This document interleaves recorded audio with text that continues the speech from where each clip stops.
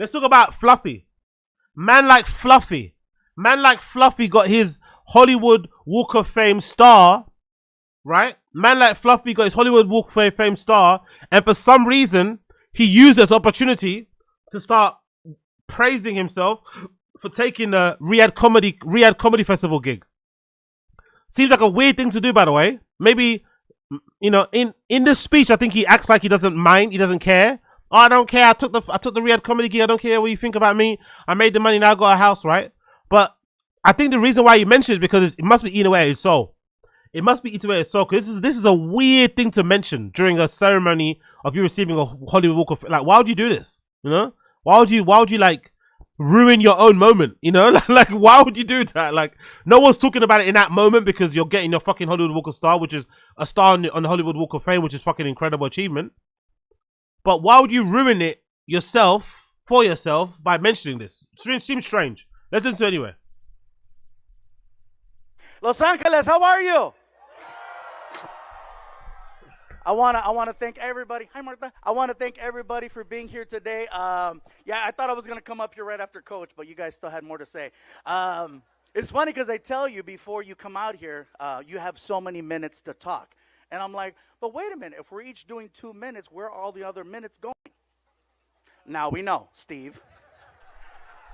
Love you, Steve. It's Martin. So, you guys, you only get to do this once. And I think it's only right that I do this the right way. Martin, can you come back up here? Martin and I have been touring together for over 25 years. This man has brought me out on stage more times than I can count. And some people have questioned our relationship. They said, so you call him your soulmate, huh? Yes, I do. But never once have Machete and Cachete hooked up. So just so you know, we've never swapped USB cables. Martin, can you it's funny, we always crack this joke amongst comedians because there's some comics that usually, you know, they like to do this, but I would like to reintroduce myself through Martin. Martin, can you introduce me one more time? Mariachi, ¿están listos? All right. What an honor. I'll pay a little bit more. I gotta tell you. I'll pay a little bit more. I'll let go here and I'll play. I'll go 14. Big up Dads McGee. And there is no bigger platform than the Hollywood Walk of Fame. Ah! The accolades, the credits, you all know them. I just gotta ask you one thing. One thing. Are you ready? I said, are you ready?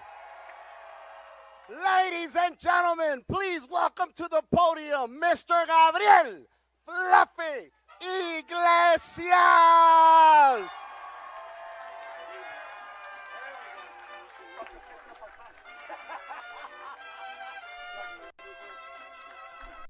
Yo, sorry, eating chocolate there. I don't know much about this guy. I don't know much about Martin. I like Fluffy's comedy in general. I think Fluffy does good on stage and shit. Bit corny and stuff, a little bit of a hack, but I think Fluffy can be funny on stage. But you know what I just thought was interesting? There's a real distinct lack. There's a real lack of comedians who are happy playing number two. I've noticed that, especially in Rogan's circle. Everyone in Rogan's circle, all the 250, they all want to be like headliner, arena comics. They're not happy being like the number two of the arena comic, like being the opener, you know, being the tour guy of the number one person. They don't want it. They all want to be numero uno. I wonder if that's a problem. I wonder if that's actually an issue. You know, if maybe some of them could accept that, hey, you're never gonna be fucking Dave Chappelle, you're never fucking gonna be Kevin Hart, you're never gonna be fucking, I don't know, Sebastian Maniscalco. You're better off you're actually gonna make more money and have a longer career if you just be the person that stands next to Sebastian Maniscalco instead of trying to compete with him, because you can't. Instead of trying to compete with Louis C.K., you're better off being a comedian within Louis C.K.'s orbit that opens for him on the road. I wonder why more of them don't do that. I wonder why they're all just so hell bent on being like the number one guy. It's like, brother, like, Just stand next to the number one guy. You'll have a long career. You'll be around for fucking ever. You'll be a millionaire that way, actually. You can be a millionaire being the number two.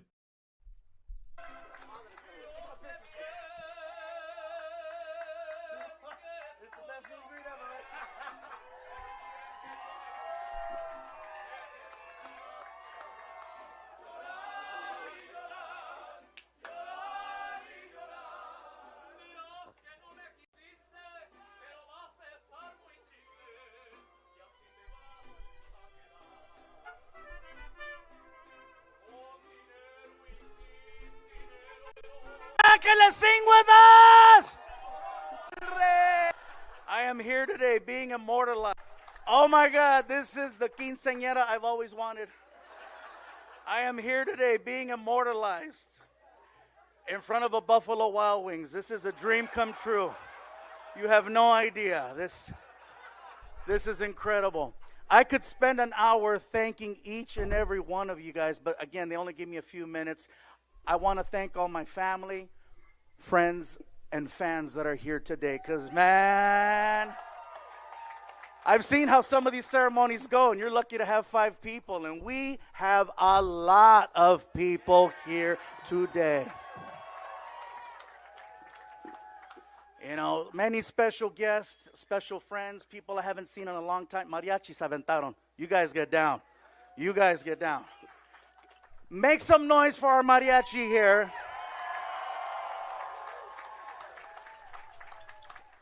You know what's crazy is that I graduated late from high school, so I did not get an opportunity to walk and receive my diploma. I got it in the mail, and I always regretted not walking, even though they gave me an opportunity to, but I didn't feel that I had earned it. And so for me, this is so many different things put together. By the way, this is I don't get, like, I'm going to skip to the part where he says the bit about the Riyadh Comedy Festival, right? But I want to get a feel of the speech. I'm going to skip the bit where he gets the Riyadh Comedy Festival towards the end. Big up Daz McGee for letting me know. But having listened to this for the first time, this is such a touching tribute. Such a good speech. Such a good occasion. It's probably really rare that a comedian even gets a Hollywood Walk of Star of Fame. It's probably really rare that a comedian gets a star in Hollywood Walk of Fame anyway, right? You have to be on a certain level to get a star. Usually I see them given to like musicians and like actors and shit.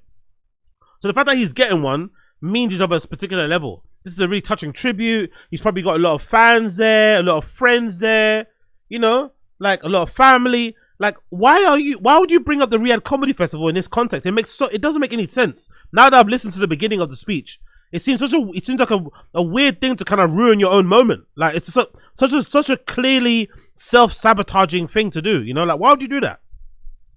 In one day, it definitely feels like a graduation, like an accomplishment, like I've gotten to a certain point. Because honestly, a comedian, you know how many people messaged me when they found out I got a star and said, "Why you?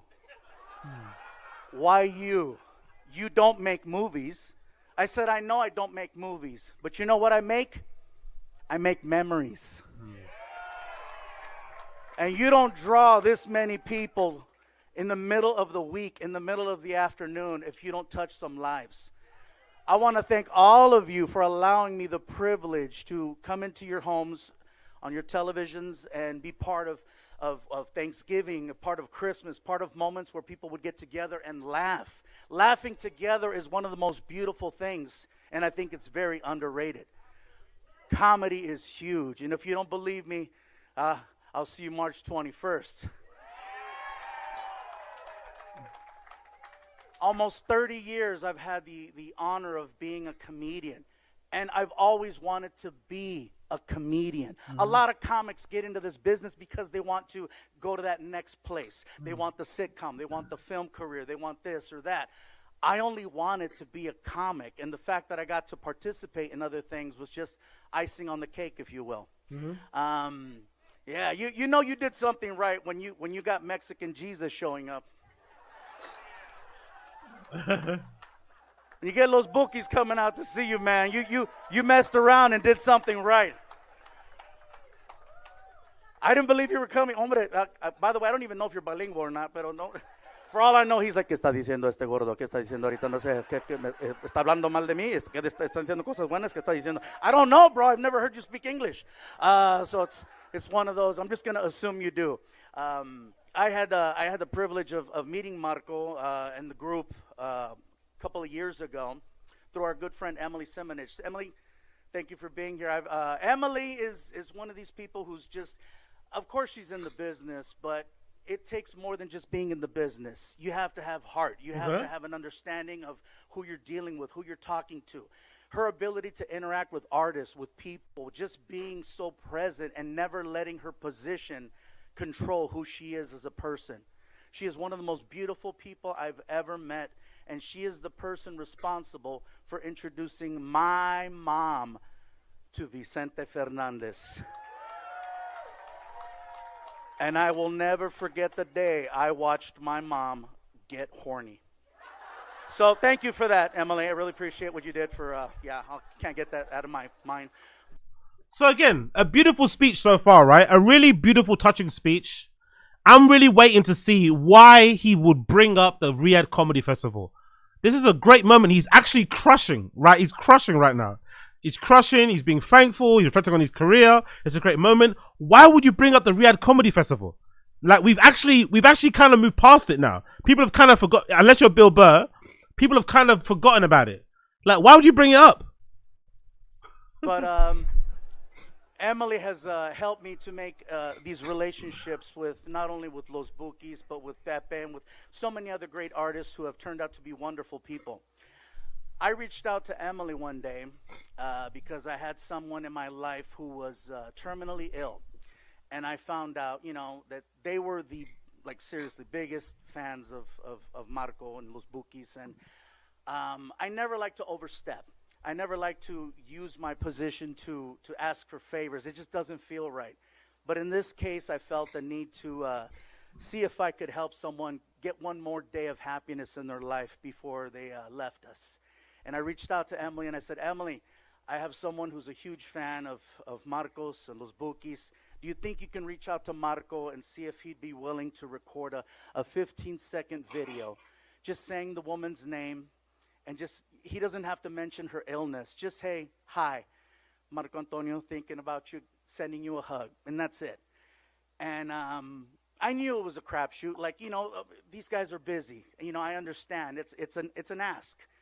She messaged Marco, and within 30 minutes, I had a video from him. And so, muchísimas gracias por eso. Tú le diste más vida a esa mujer, no sabes. El elefante es muy grande. El elefante es muy grande. Lo siento. Para mí, una hamburguesa con queso.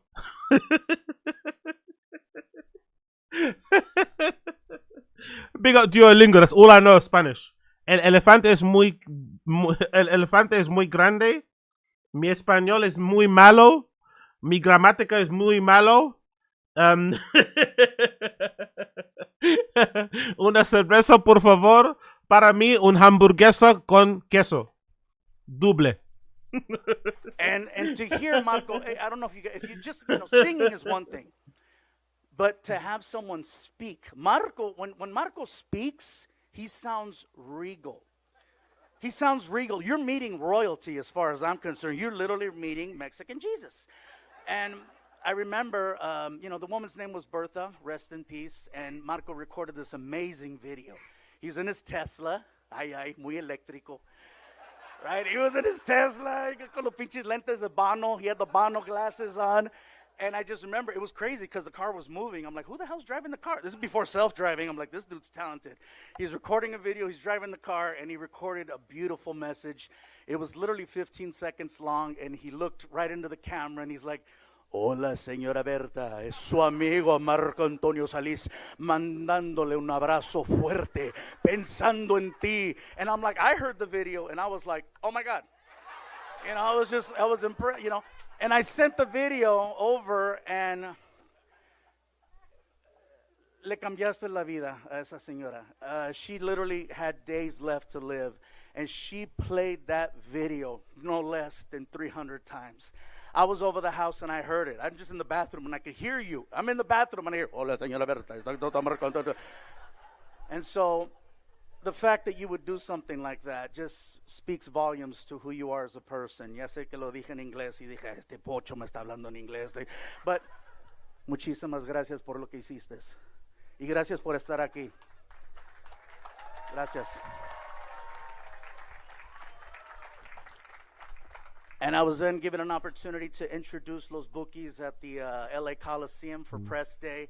And then they asked me to induct them on the Walk of Fame. And the irony, and I'm telling you, the universe is an incredible place. The irony to this and the relationship and the bond, the connection, the back and the forth. I am right next to Los Bookies.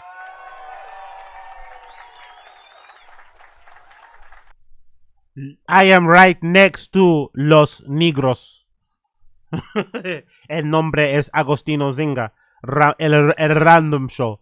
El Random Show. El Random Show. Los Negros. You know, as a matter of fact, there's a lot of Mexicans on this street. I think they designated this as Beaner Alley here. They're like, let's put all the Mexicans right here and just we'll keep an eye on them. But thank you. In addition to that, I mean, you know, Mike, thank you for being here. Founder of Funko. If you don't know what a Funko is, you're missing out. He is now the founder of Rocky Moto. So thank you for allowing me to be part of that. And AJ, thank you for being here as well. This means a lot because I'm a huge Backstreet Boy fan, and I can say that now. I couldn't say that shit in the 90s, dude. They would have freaking kicked me out. You know, I'd be at the light and everything in the car. You could be alone in the car in the 90s. It'd be like, you are my fire. But the second a car pulls up, you got to change it. You know, bitch better have my money. Just kind of, so, yeah. And then when they leave, I put it back on. What? Yo, like, is Fluffy like, why is he doing this? Is Fluffy trying to send a message to us, especially, like, or is this just his comedy? Like, all of this, like, zesty shit. Fluffy, be yourself, man. Be yourself. Be yourself. Be yourself. Be yourself. Be yourself, bro. Be yourself. Whatever you're comfortable doing, be comfortable. But is Fluffy a bit zesty? Is Fluffy on the down low? Because that's a weird combo of tunes. To be like Backstreet Boys and then saying, Rihanna, bitch, better have my money. That's your proof that you're straight. Like, if a car pulls up to me and I'm singing Backstreet Boys and I want to look masculine, I put on Rihanna, bitch, better have my money. That's your choice of a masculine song.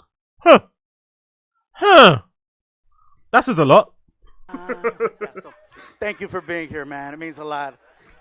And the crazy part, the universe again speaking so, like, really, you got your friends here. You're in this crazy place. Los Bookies is right here, and Backstreet Boys is right here. So I'm telling you, man, the universe. Sheriff Luna, thank you for being here. I know you should be out. Oh, really? Big up, young about AZ. He's older and he had a quinceañera for his dog. What you think? Yeah, true. Interesting, isn't it? Interesting. I love the little signals people send. I love the little signals. I love the little signals people send. I love the little fucking signals people send. Inadvertently as well, by the way. Like, what? Loving Backstreet Boys and then switching it to Rihanna as your way to show that you're straight. Weird. Fighting crime, stopping people, but you're here protecting me, and that means a lot. So thank you. So many incredible people, and I know I'm going over on my. It's like that thing people say about if you want to spot like a really interesting way to spot if a guy's on a down low and probably not being comfortable enough to come out and, you know, embrace his sexuality are the dudes who are overly descriptive about their hookups with girls. Usually that's always a really telltale sign. A guy that goes into like, because usually guys don't do that. Usually a guy will. If like usually guys already talk about who they fucked anyway, but if a guy does ever describe it or talk about it, they'll just talk about it, you know, on the surface level. Yeah, you know, I went, you know, I had to handle business type of thing. But you're not gonna go descriptive. If a guy's not comfortable with his sexuality, he will start really going, especially if it's his girlfriend. You start describing to like intimate, like, brother, I don't want to hear intimate details about you and your girl. Like, I know her too. Like, I also count her as a friend. I don't want to like allow it. Like, keep that yourself. You know what I mean? That's usually a telltale sign, but I think one of these things is a telltale sign too. Him thinking Rihanna is like masculine is crazy, bro. Time, and I apologize for that, Steve, because you took up all my time, Steve. And that shirt as well, by the way. The shirt is also a telltale sign. That shirt is shirting. That gold collar is a big indication. They know what I've done. That's why we're here. But I thank you for the introduction on that. Ron, it means a lot that you're here. Thank you. Thank you. You've been so instrumental. Mr. Ron de Blasio, a person who, I didn't think you were going to stand up. Look at you showing off. I got a new hip. My hip works good now. Look at me stand up. I don't need nobody. Thank you for always being there for these milestones and for all your advice. It means a lot. Thank you. Anna, thank you for looking out for me. I won't go into what she does because it's secret. TK, thank you for being here. TK is my girlfriend. Really? That's right. There we go. My agent, Matt Blake. Matt has booked me around the planet. And yes, he booked me in Saudi Arabia. I don't care. Yeah. I bought a house with that money, so I don't care what you say. Fluffy's a sellout. Damn right I am. I sold out Dodger Stadium and SoFi Stadium. So say hello to the sellout. All right? Yeah. Weird thing to mention. Weird thing to bring up. Weird way to phrase it. You shouldn't really be happy that you're a sellout, especially when your sellout is contributing to the slavery of other humans. You know, that's fucking crazy. Turning a blind eye to that sort of stuff or helping to whitewash that kind of thing is a choice. And I don't know. I've always found that sort of stuff funny, like, because in my head, in my naive head, I always thought selling out should be reserved for the working class, you know, or the middle class. As weird as that may sound, you shouldn't sell out anyway. But if you had to sell out, it should be for the working class and the middle class, because usually, if you're on the come up, you don't really probably have that many resources. So you're trying to increase your resources to continue doing what you're doing. So if you're middle class and or working class, and you're an artist and you're trying to make it, and someone tells you, hey, opportunity to sell out, whether it's to work with a particular brand that doesn't match your fucking principles or your worldview or your politics or whatever, or country dominated politics, you do it, but then you do it under the proviso that you feed that money back into your art. You know what I mean? It's almost like a little bit of a protest in a way. It's all about you acquiesce, you kiss the ring, you accept the money from the fucking tyrants, from the oligarchs, from the fucking oppressive regimes. But then your protest in the way is that you feed it back into your art, into your craft that's inherently political or that's going to say a certain thing. You know? So you kind of get the boast of, so you kind of make up for accepting the deal in the first place. I never thought like selling out would be reserved to the rich, because you assume if you're rich, you already got all the money. But then my mistake was thinking if you're rich that you don't need more money. That was my mistake. If anything, the rich people want more of it. You think rich people, because when you're broke, you always think, if I get to a certain level, I'll be fine. But what you actually see is that the more money you get, especially these kind of people, they want more of it. There's not a limit. They want more. So he's saying, oh, I bought a house with that shit. Fluffy, come on. He's been a arena selling out comic. He's been an arena level comic for many, many, many years. There's not a house. There's not a house he can't afford if he wanted it. Let's be real. There's not a house he can't afford if he wanted it. It might take him a little longer to get it, right? It might take him a little longer to get like a 3-digit million house, but he can get it with how much he makes. He can definitely get it. Why is he acting like the only reason why he got a house is because of Riyadh Comedy Festival? Come on, brother. You make a lot of money. You sell out a lot of fucking arenas. You didn't need Riyadh Comedy Festival to get you a house. You did the Riyadh Comedy Festival because you have no morals, you have no principles. So you thought, fuck it. But the Riyadh Comedy Festival wasn't the reason why you got the house. You could have got it yourself anyway. So I don't know. I find it weird. I find it odd. But again, as long as he's happy. But he did ruin a moment that didn't need to be ruined. Very strange thing to do there. He did ruin a moment that he didn't need to ruin. He did ruin his own moment. But hey, what can you do? Not my business. Not my business.